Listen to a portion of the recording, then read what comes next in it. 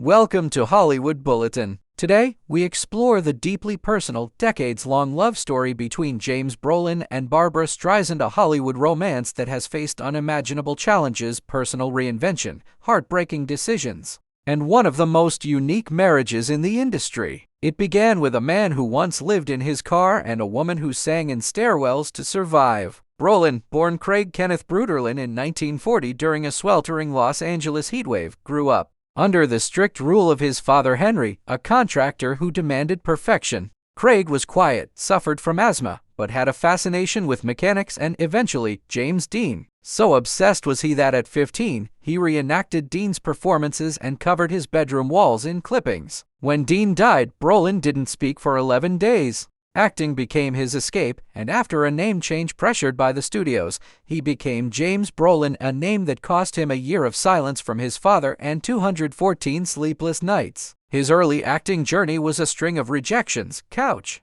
surfing, and even homelessness, living in a Chevy and using gym showers at Fox Studios. Then, finally, success came with Marcus Welby, a breakout TV hit that earned him an Emmy and 2 Golden Globes. From there, Brolin showed range in Skyjacked, Westworld, and the Amityville Horror, where he played characters battling mental unraveling and supernatural forces. But Hollywood still wasn't easy. After being fired post-Cape Town affair, he worked as a mechanic until fate stepped in again. His career rebuilt with Hotel, where he directed episodes and eventually met Jen Smithers. Meanwhile, across the country, a young Barbra Streisand was growing up in Brooklyn, losing her father at 15 months old and navigating a difficult home life. She left home at 16 homeless but determined, surviving on diner tips and sleeping on fire escapes. Still, she never missed school. She sang in theaters when no one was watching, recorded demos in overheated apartments, and stunned music executives with her untrained voice.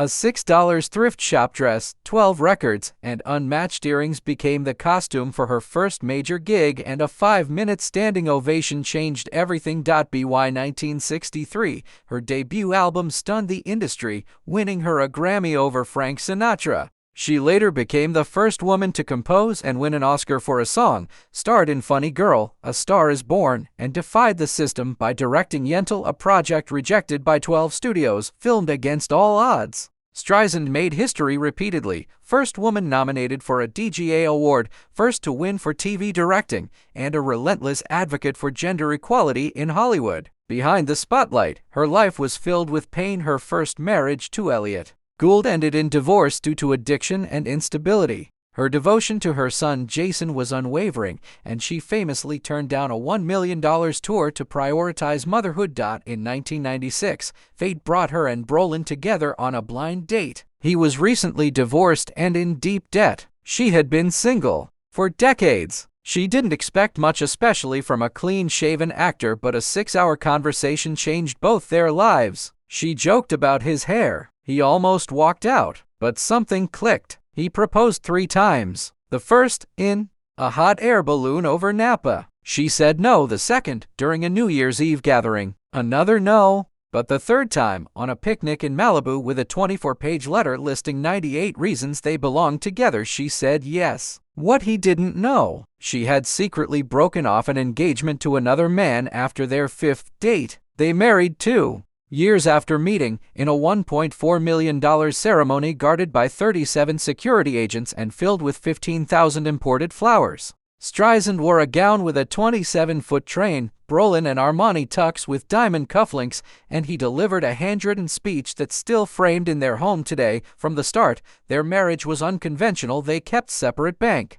accounts, split dinner bills, and maintained what they called financial bifurcation. Even as her net worth soared past $400 million and his held steady around $60 million, they agreed money would never come between them. During COVID-19 lockdowns, they spent 425 consecutive nights together, meditating at 6:45 a.m., doing puzzles, acting out scenes from The Crown in costume, and keeping a 278-page journal they might publish. Their $35,000 Swedish mattress, complete with document holders and laptop pillows, became their command center, lovingly dubbed the boardroom. Even their arguments were uniquely structured. They took silent walks, deep breaths every 30 steps and wrote journal entries to process emotions. Brolin says they've used this method 217 times, including once when a fight about Streisand's book lasted 3 days and required 7 walks. That book, My Name Is Barbra, came out in 2023. Handwritten over 10 years and nearly 1,000 pages long,